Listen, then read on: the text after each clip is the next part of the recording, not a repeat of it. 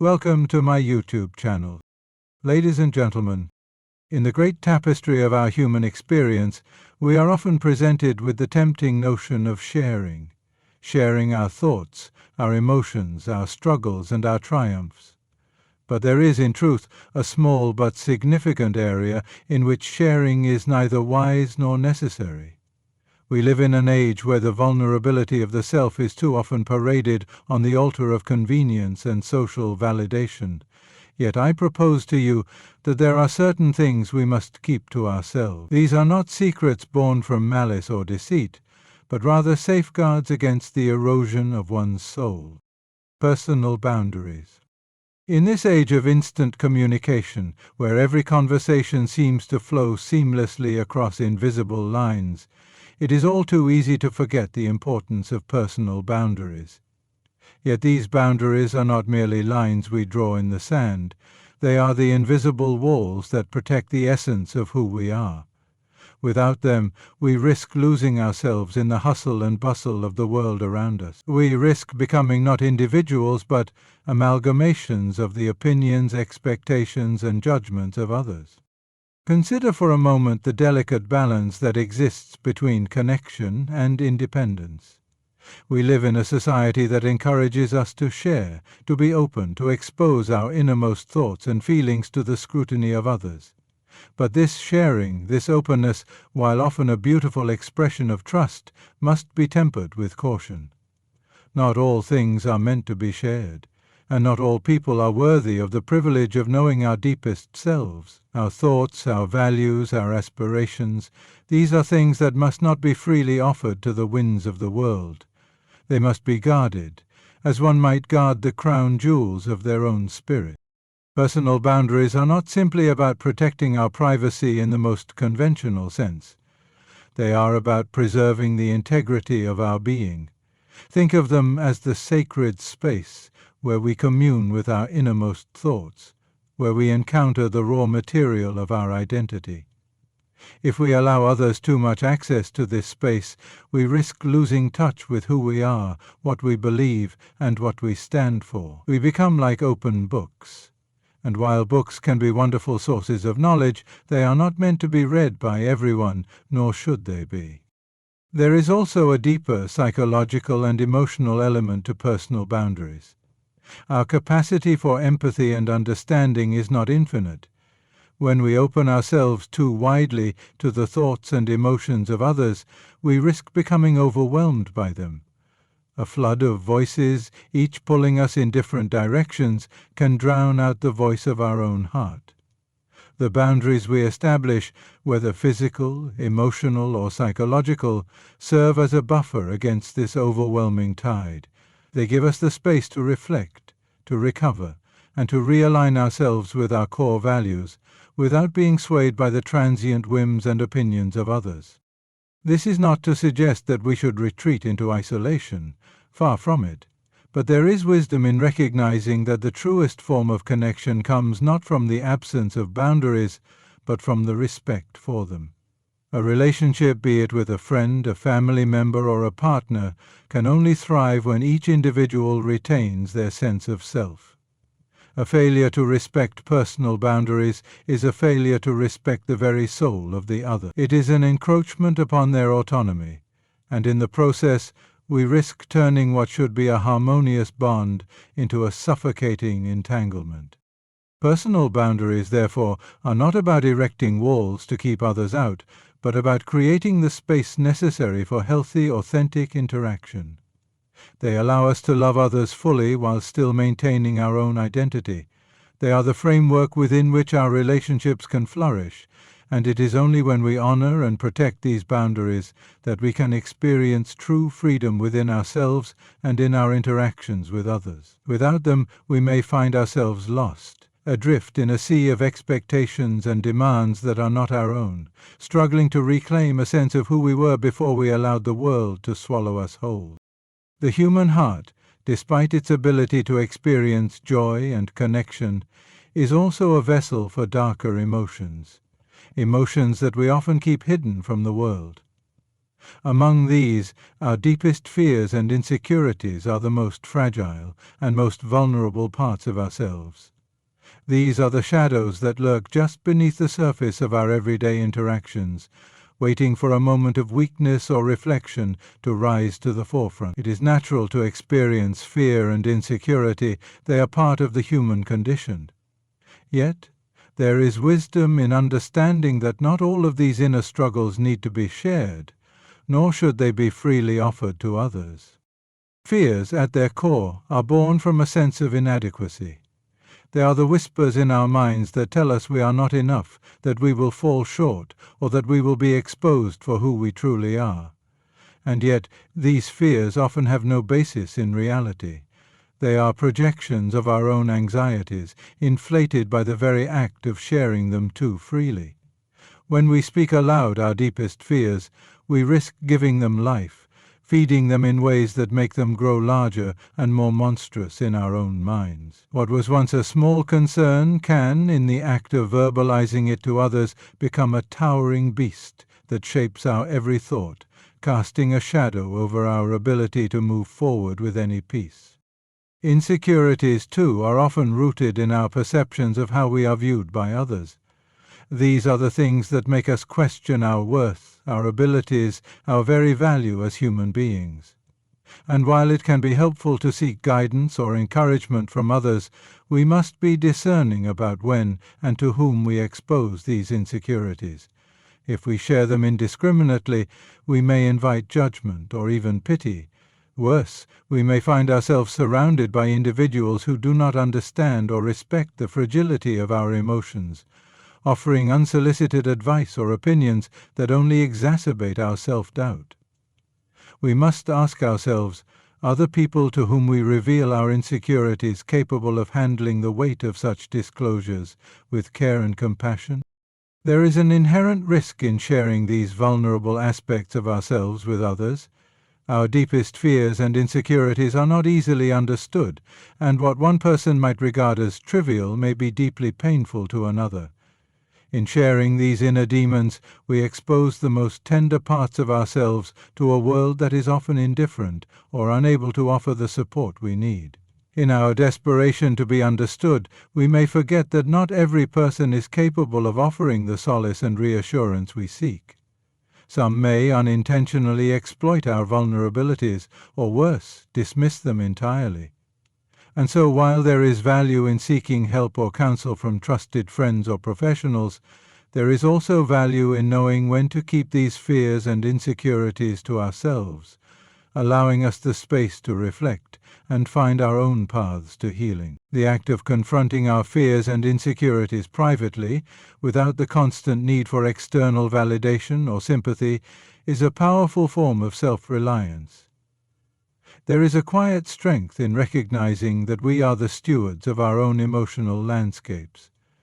While it is natural to wish for the comfort of others, there are times when we must tend to our fears and insecurities alone, learning to master them rather than be mastered by them. In sharing them too freely, we risk allowing them to take on a life of their own, distracting us from the work of self-reflection and growth.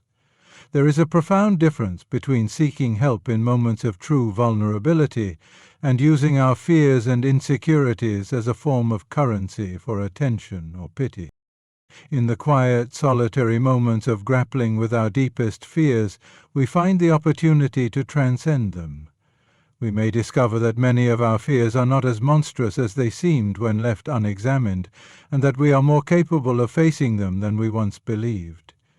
To share every fear is to dilute the power we have to overcome them. There is wisdom in recognizing that some things, some parts of our inner world, are too delicate to be exposed to the light too soon. The process of understanding and confronting these fears requires time and patience, and it is often in the solitude of this process that we come to realize how much strength lies within us. Strength that would have remained dormant had we sought to share our fears before we had fully understood them ourselves. In this way, our deepest fears and insecurities, while they may never fully vanish, lose their power over us. When held in the right context, respected, not ignored, they become tools for growth. not chains that bind us. And it is in this private struggle that we often find the greatest revelations about who we truly are. Money, it is often said, is a measure of success, a symbol of our labors and our achievements. Yet, despite its pervasive presence in our lives, there is a delicate and rather invisible line that must be drawn when it comes to sharing the details of our financial situation. We are often encouraged to be open with others, to discuss matters of income, wealth, and the various financial concerns that shape our daily existence. However, to share such personal details too freely can invite complications that go far beyond mere numbers on a balance sheet. At the heart of the matter is the understanding that financial standing is far more than just a reflection of what we possess. It is in many ways an extension of our identity, a projection of our perceived worth in a world that frequently judges us based on material success. To expose the intricacies of our financial affairs, be it the details of our debts, our earnings, or our savings, is to invite others to judge us not only on our character, but also on our economic standing. And in doing so, we risk reducing ourselves to mere figures, stripped of the complexities and nuances that make up our true selves. Financial information by its very nature is often tied to vulnerability. We might feel embarrassed by our lack of wealth, ashamed of the struggles we face, or intimidated by the wealth of others. These emotions, when shared openly, can open the door to unnecessary judgment or even jealousy. To speak freely of one's financial status can be like showing a wound to the world before it has been given time to heal. While honesty is important, indiscriminate sharing of financial details does not always invite understanding. It can in fact lead to feelings of inadequacy or resentment. The moment we allow our financial circumstances to be discussed too openly, we risk becoming the subject of comparison, which is a dangerous game that can erode relationships and skew our perception of both ourselves and others. Furthermore, the sharing of financial details often opens the door to unsolicited advice or opinion.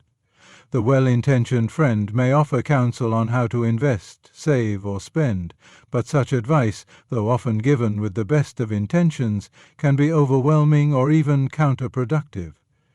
Each person's financial situation is shaped by a unique set of circumstances, goals, values, and responsibilities that cannot always be neatly packaged into a one-size-fits-all solution. What works for one person may not work for another, and yet, when we expose the private details of our financial lives, we allow others to speak into that intimate space without fully understanding the complexities of our situation.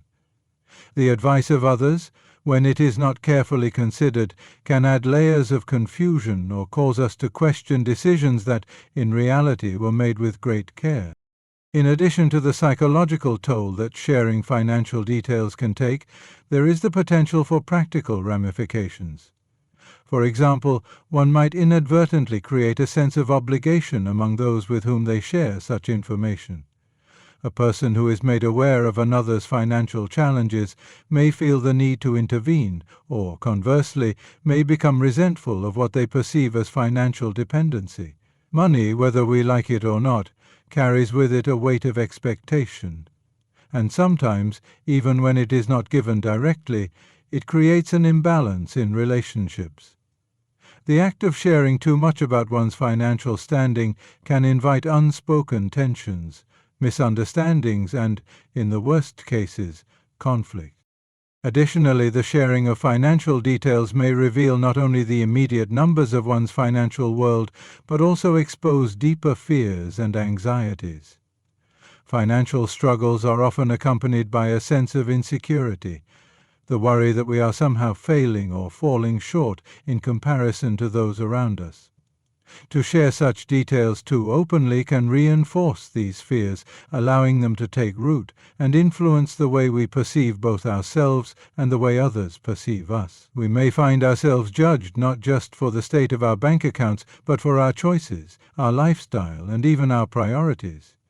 In doing so, we allow others to define our success or failure, rather than standing firm in the knowledge that financial stability is but one aspect of a much broader and richer life. There is, of course, a time and place for discussing financial matters, particularly in close relationships where trust and mutual support are essential. But this conversation must always be approached with caution, care, and a clear understanding of its potential impact. Financial transparency can build understanding, but it can also bring to light divisions that were not previously apparent. We must ask ourselves, is this information truly needed? Will sharing it strengthen the bond between us? Or will it create an imbalance that sows discord or discomfort? In the end, our financial details, while undeniably a part of who we are not the whole of us. To define ourselves solely by our financial standing is to lose sight of the deeper, more enduring aspects of our identity. The value of a person cannot and should not be reduced to their financial worth. Thus, it is wise to remember that some aspects of our financial lives are best kept within the sanctuary of our own private world, shared only with those who understand the delicate balance between openness and respect, and who approach such matters with the necessary sensitivity. Personal relationships, those bonds that shape the core of our emotional lives, are among the most sacred aspects of human existence. They are built on trust, understanding, and a shared history that knits individuals together in ways that no mere acquaintance or passing connection can replicate. These relationships are the cradle of our most intimate experiences, where we allow ourselves to be most vulnerable and open. Yet, despite their deep significance, there is wisdom in knowing that not every detail of a personal relationship should be shared freely with others. The very essence of a personal relationship is its privacy. When we allow the intimate details of our closest bonds to be exposed, we risk diminishing their value. Love, affection, and the quiet, unspoken understandings that exist between partners, friends, or family members are not meant to be displayed for the public's gaze. These bonds are fragile, and too often the act of sharing personal details with others can invite opinions, judgments, and comparisons that may undermine the trust and connection that we worked to cultivate. Moreover, personal relationships are defined by mutual respect and an unspoken understanding that certain boundaries exist, even within the closest of connections. When we share too much about the difficulties, disagreements, or challenges we face with others, we risk inviting external forces into what should remain a private space. The opinions of others, no matter how well-intentioned, can never replace the mutual understanding and resolution that we, as individuals within the relationship, must work through ourselves. What is shared in confidence between two people should not be dissected by the outside world. Doing so can erode the intimacy that forms the foundation of a relationship, replacing it with external influences that have no place in the bond. Furthermore, there is an inherent danger in turning a relationship into a subject of discussion, especially when we share every detail, every flaw, every frustration. When relationships become topics of gossip, whether in public circles or even among close friends, they risk being stripped of their humanity. No relationship is perfect, and each one has its struggles. But to air these difficulties too widely can distort the true nature of the relationship, turning it from a sacred connection into a spectacle for others to scrutinize. What was once a private struggle can be misconstrued, misunderstood, or even manipulated into something it was never meant to be. Thus, while there is a place for sharing our burdens, this should always be done with careful consideration of the impact on the relationship itself. Grievances and resentments are the quiet poison that can seep into our hearts, often without our full awareness. These emotions, rooted in past hurts, injustices, or disappointments, carry with them a weight that can easily grow if not handled with care. There is a human inclination, almost a compulsion, to share our grievances, to voice our frustrations and dissatisfaction with others in an attempt to release the burden. However, when we share these deeply negative emotions too freely, we invite not only the possibility of further harm, but also the potential for a distorted view of ourselves and others. The first danger in sharing grievances is that we may inadvertently hold on to them longer than is necessary. In the act of sharing a complaint, we may perpetuate the very feeling that caused the grievance in the first place. When we speak of a past hurt repeatedly, we feed it, keeping it alive in our minds long after the initial wound has healed. By dwelling on the negative, we risk letting it define our present and future. Grievances, when constantly shared, become a lens through which we view the world. a lens that distorts our perceptions, blurring our ability to see the good and the growth that have followed the hurt. Moreover, there is a tendency for the act of sharing grievances to transform them into a form of self-vindication. By speaking out our hurts, we often seek sympathy or validation from others, hoping that they will recognize our suffering and confirm that we were wronged. This desire for validation can cloud our judgment and prevent us from gaining the perspective needed to move on. It may even lead us to take comfort in our resentment, convincing ourselves that we are justified in holding on to it, when in truth, we may only be prolonging our own misery. There is also a risk in burdening others with our grievances. Those to whom we share our complaints may not possess the emotional capacity or the perspective needed to handle the weight of our emotions. Rather than offering us solace, they may respond with their own judgments or opinions, which may not help the situation at all. Worse still, if we share our grievances indiscriminately, we run the risk of misplacing our trust and receiving responses that could further inflame the situation, exacerbating the resentment we sought to release. Not every person is equipped to listen without judgment, and some may even inadvertently fuel the negativity by offering advice or perspectives that reflect their own biases, not the true nature of our situation. Another critical aspect of grievances and resentments is the effect they have on our relationships. When we vocalize our frustrations about others, we risk altering the way we view them and the way they view us. Repeatedly discussing our grievances can build walls between people, leading to a shift in dynamics that is hard to undo. It's easy to see the other person as the source of our suffering, and in doing so, we forget the complexities of their own humanity. We fail to recognize that we too may have contributed to the situation, or that the hurt may have been born from a misunderstanding. The more we dwell on our resentments, the harder it becomes to see beyond them, and the more difficult it becomes to approach the relationship with empathy and understanding. The habit of sharing grievances and resentments also ties us to the past. Every time we speak of a wound, we risk living in a time that is no longer our reality. It becomes an anchor that drags us back into old emotions and old situations, preventing us from moving forward. We become stuck in a cycle of repetition, telling the same stories of hurt over and over, but never allowing ourselves to let go of them. In doing so, we rob ourselves of the opportunity for healing, for transformation, and for finding peace. The more we share our grievances, the more we are held captive by them, and the less we are able to embrace the present. In the end, grievances and resentments are a heavy burden to bear, and sharing them too freely often only adds to the weight. It is not that we should never speak of our hurts or seek support when needed, but there is wisdom in knowing when to let go of past wrongs and move forward. Holding on to grievances only serves to trap us in a past that cannot be changed, while sharing them indiscriminately risks keeping us from finding the peace we seek. Instead of feeding our resentments, we must learn to release them. Recognizing that the true path to healing often lies not in recounting old grievances, but in choosing to let them fade into the background, where they no longer hold power over us. In navigating the intricacies of our lives, there are certain aspects that, while deeply personal, must be carefully guarded. From personal boundaries to financial details, from the deepest fears to the complexities of relationships, each of these elements holds a unique place in our identity. When we share too freely, we risk diminishing their value and exposing ourselves to unnecessary judgment or misunderstanding. Our grievances, too, should be handled with care, as voicing them indiscriminately can entangle us further in the past, preventing growth. Ultimately, true strength lies not in offering every piece of ourselves to the world, but in knowing when to protect our inner world, allowing us the space to reflect, heal, and evolve. It is in this quiet self-respect that we find the freedom to shape our own lives and relationships, rather than letting them be shaped by others' opinions and expectations.